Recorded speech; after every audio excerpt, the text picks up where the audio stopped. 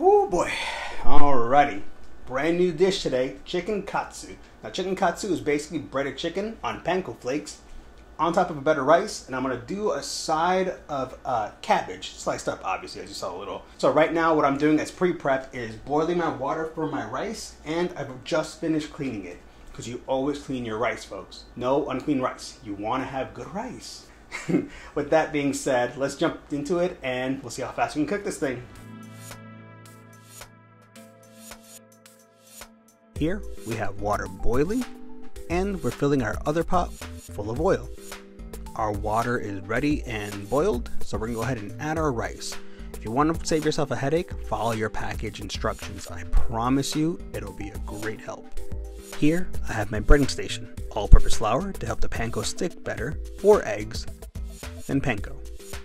I break up the yolks and start beating.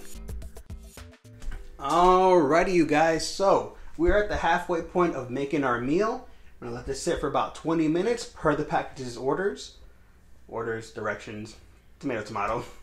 I don't wanna make my chicken yet because I don't want it to get cold. But while we wait for my rice to be done, Jeremy has something cooking up in his kitchen, and I kind of want to see what he makes. He makes some pretty good dishes, in my opinion. Jeremy here, and we are back for another segment of Cooking with the Crew Shouter. So the past few days, the meals that I've cooked have been like real hearty, soul food, heavy on the tummy with a little bit of, McDonald's in between. So tonight, I need a reset.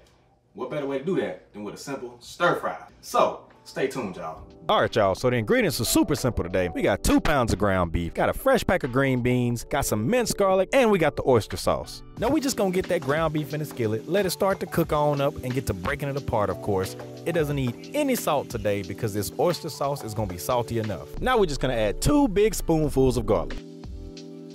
Alrighty, now as the meat is cooking thoroughly, we're just gonna add these green beans on up in there.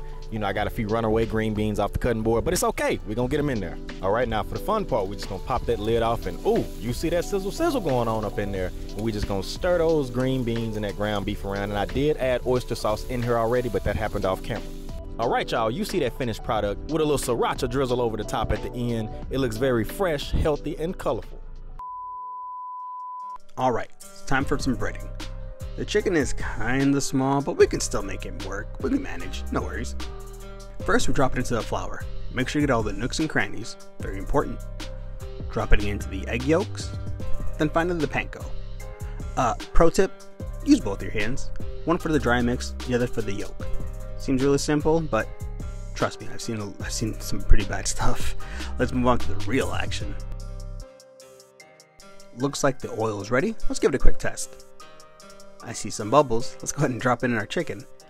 Make sure to drop the chicken away from you. Please be safe with your oil. Let them sit in there until they're nice and golden brown. So I pre-prepped my cabbage by cutting it in half, and I went ahead and started slicing it very thinly. Easily enough, right? Well, if you use a potato peeler, you'll go twice as fast. Here I have a potato peeler my mom gave me from El Salvador. And, not that important, but let's move on to plating. Step 1, empty plate. Step 2, a bed of rice.